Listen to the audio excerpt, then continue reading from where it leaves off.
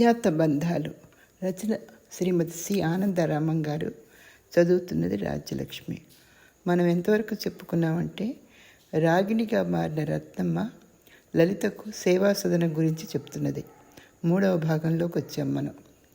రాగిణికి అర్థమైపోయింది, లలితకు అంతా అర్థమైపోయిందని. ఏదో బజారు వ్యవహారం అనుకుంటున్నావేమో, అదంతా ఏం ఉండదు తెలుసా, శ్యామలమ్మ గారు చెప్పారు. అంతా గొప్ప గొప్ప వాళ్ళతో వ్యవహారం, మాకు కూడా చాలా గౌరవం ఉంటుంది తెలుసా అంటూ గర్వంగా నవ్వింది రాగిణి. లలిత ఏం మాట్లాడలేదు. లలిత అలా ముభావంగా ఉదాసీనంగా ఉండటం రాగిణికి నచ్చలేదు. అప్పటికీ లలిత ఏం మాట్లాడలేదు. నువ్వు ఒకసారి మా సేవా సదనానికి రాకూడదు అన్నది రాగిణి. వద్దులే, నేను రాలేనులే అంది కోపంగా. అప్పటికైనా ఆ సేవా సదనంలో నుండి రాగిణిని బయటికి తీసుకురాగలిగితే బాగుండుననిపించింది లలితకు. రాగిణి మనసు చివుక్కుమంది. ఏదో అక్కసు కలిగింది. ఎందుకు రావు? నిన్ను అక్కడ చేర్చుకుంటామని భయమా? అక్కర్లేదులే, అక్కడ ఎవరిని పడితే వాళ్ళని చేర్చుకోరు. అన్ని విధాలా అందమైన వాళ్లే కావాలి తెలుసా అంటూ నవ్వుతూ అనేసింది రాగిణి. త్రుళ్ళిపడింది లలిత. తను ఎన్నో విధాలుగా ఆదరించిన రత్నమ్మ, తన దగ్గర ఎన్నెన్నో సహాయాలు పొందిన రత్నమ్మ ఈనాడు రాగిణిగా మారి ఇలా మాట్లాడుతుంది. అదే విడ్డూరంగా ఉంది.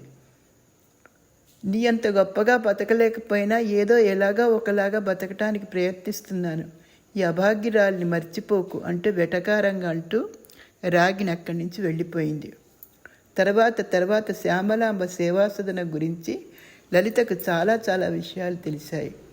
రాగిణి అన్నట్టు ఆ సేవాసదనంలో అందరూ అందమైన వాళ్ళే. ఆవిడ వాళ్ళని పెద్ద పెద్ద ఆఫీసుల దగ్గరికి పని సాధించుకోవటానికి ఉపయోగించుకుంటుంది. పైనుంచి కింది వరకు అన్ని రకాల మనుషుల దగ్గర ఆవిడకు లావాదేవీలున్నాయి. ఈ విషయాలు అందరికీ తెలుసు, కానీ ఎవరికీ తెలియనట్టే ఉంటారు. రాగిణిని ఇంచుమించు మర్చిపోయింది లలిత. చాలా రోజుల తర్వాత ఆ రోజు చూసింది రాగిణి. రాజు పక్కన కూర్చుని నవ్వుతున్న రాగిణిని చూసింది. బాపినీటి గారు రమ్మంటున్నారని ఎవరో ప్యూన్ సైకిల్ మీద వచ్చి చెప్పిపోయాడు లలితకి. అప్పటికి వారం రోజుల నుంచి ప్రయత్నిస్తున్నా బాపినీటి గారి దర్శనం కాలేదు లలితకి. కానీ ఆ రోజు ఎందుకో కబురు వచ్చింది. తమ్ముడు మోహన్ ఇంజనీరింగ్లో డిప్లొమా తీసుకున్నాడు. డిగ్రీలున్న వాళ్ళకే ఉద్యోగాలు దొరకని రోజుల్లో డిప్లొమా వాళ్ళకి ఏమొస్తాయి? అందుకోసం బాపినీటి గారి దగ్గర అన్ని రంగాల్లోనూ పలుకుబడి ఉన్నవాళ్ళు ఉన్నారు, ఆయన తలుచుకుంటే సహాయం చేయగలరని కొందరు స్నేహితులు లలితకు చెప్పారు. తమ్ముడికి కూడా ఉద్యోగం దొరికితే ఇంటి పరిస్థితి కాస్త కుదుట పడుతుంది కదా అనుకుంది లలిత. ఆ కారణంగానే బాపినీటి గారిని కలుసుకోవాలని ప్రయత్నించింది. ఉదయం వెళితే సాయంత్రం రమ్మని, సాయంత్రం వెళితే ఉదయం రమ్మని ఆయన తిప్పి పంపిస్తున్నాడు. పిఏ లాంటి వాడు ఈ రోజున అక్కడికి వచ్చి కబుర్ చేశాడనేటప్పటికీ లలిత కొద్దిగా ఆశ్చర్యం కలిగింది. కొంచెం జంకుతూనే వెళ్ళింది. నౌకర్ లోపలికి తీసుకెళ్ళాడు. అక్కడ బాపినీటి పక్కనే కూర్చుని పక్కపక్క నవ్వుతున్న రాగిణిని చూసి మ్రాన్పడిపోయింది. రాగిణి లలితను చూడంగానే తమాషాగా నవ్వింది. గర్వం, అహంకారం వీటన్నిటికీ మించి ఏదో అసహనం ఆ నవ్వులో కనిపించాయి. రా లలిత, కూర్చో, నేనే నీకోసం కబురు పంపించాను. నాబోటి వాళ్ళం ఒక స్టేటస్ మెయింటైన్ చేయాలి కదా, మీ ఇంటికి వస్తే బాగుండదుగా అన్నది రాగిణి. ఏం మాట్లాడకుండా నిలబడిపోయిన లలితను రాగిణి భుజాలు పట్టుకుని కూర్చోబెట్టింది. ఏం తింటావు, రసగుల్లానా, గులాబ్ జామా అని అడిగింది. ఏం వద్దంది. ఎందుకు? స్వీట్స్ తినడం మానేసావా, లేకపోతే డైటింగా? నాలాంటి వాళ్ళకి ఆ ప్రయత్నాలన్నీ నీకెందుకు అన్నది రాగిణి. వెళ్తానని లేచింది లలిత. రాగిణి మళ్ళీ భుజాలు పట్టి కూర్చోబెట్టింది. కూర్చో, నన్ను చూసి భయపడకు, నేను నీకేమీ చెయ్యను, ఆ మాట చెప్పాలనే వచ్చాను. నేను నీకు భయపడటం లేదులే అన్నది లలిత.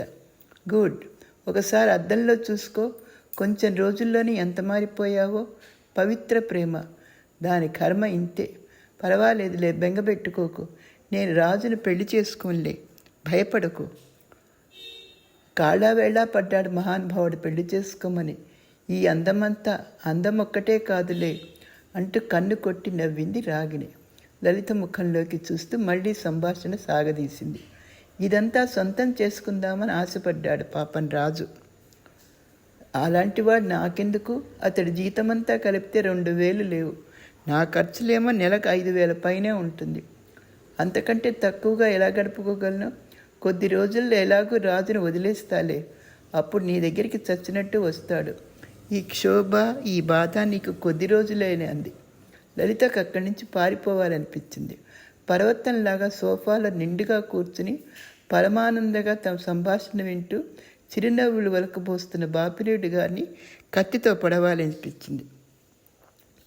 అన్నట్టు రాజుకి నీలం రంగు అంటే ఇష్టంట. నీలం రంగు చీర కొని జాగ్రత్తగా పెట్టుకో. నేను శృంగారంలో చిలిపిగా కొన్ని ధ్వనులు చేస్తాను. అవంటే రాజుకు చాలా ఇష్టం. నువ్వెప్పుడన్నా తీరిగ్గా వస్తే అవన్నీ నేర్పుతాలే అంటూ వ్యంగ్యంగా నవ్వింది రాగిణి. చిరునవ్వుతో చెప్పుకుపోతుంది రాగిణి. లలిత ముఖం చూస్తే బాపినాయుడు గారికి జాలి కలిగింది. మీకేం కావాలన్నాడు రాగిణి ధోరణికి అడ్డుపడుతూ. ఏం అక్కర్లేదన్నది. మరెందుకు తిరుగుతున్నారు నా చుట్టూ? అతడి మాటల్లో పరిహాస ధోరణికి లలిత పౌరుషపడలేదు. నేను ఎంత నీచానికి పాల్పడ్డానో నాకు తెలియక వచ్చాను.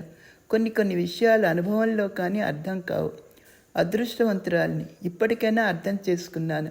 మాబోటి వాళ్ళందరూ ఉద్యోగాల కోసమో మరి దేనికోసమో మీ ఇంటి చుట్టూ తిరగకపోతే మీరేం చేయగలరు? మా అలసత్వమే, మా చేతగానితనమే మీకు అధికారాన్ని ఇస్తోంది. ఈ అడ్డుదారులను అడ్డుకోకపోవటం వల్లే మాలో అల్పత్వం వస్తోంది, మాలో బేలతనం వస్తోంది.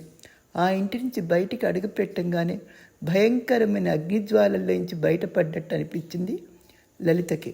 ఎందుకో ఆ వాతావరణం లలితకు నచ్చలేదు.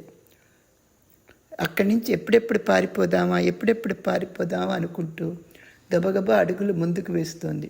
రాగిణి మాట్లాడిన మాట తీరు, బాపినీటి గారు మాట్లాడిన మాట తీరు లలితకు నచ్చలేదు.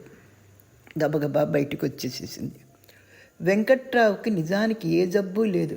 కానీ రిటైర్ అయ్యాక వ్యాపకమేమీ లేక తీరిగ్గా కూర్చునేసరికి అతనికి లోకంలో ఉన్న జబ్బులన్నీ తనకే వచ్చినట్టుగా తోచేది.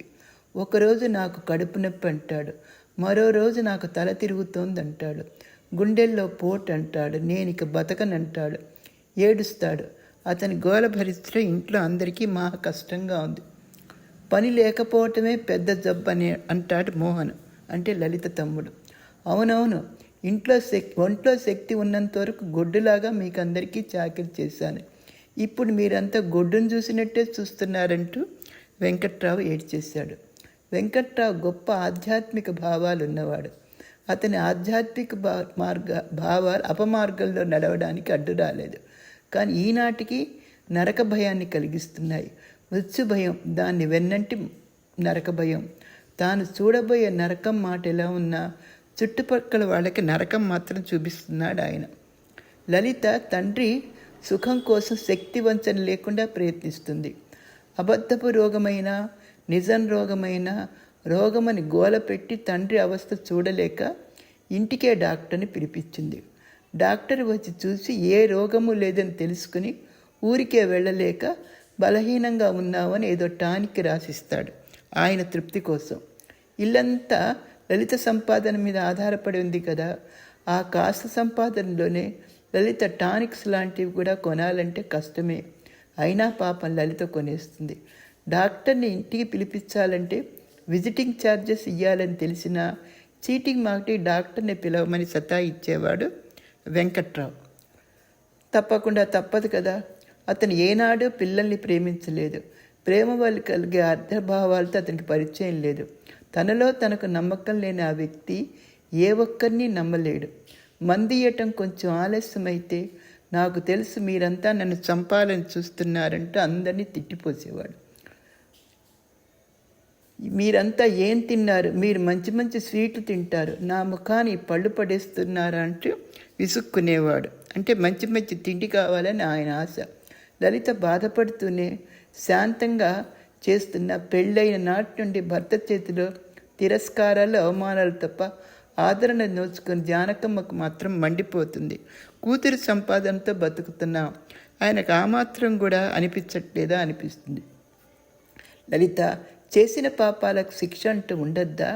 ఎందుకు ఆయన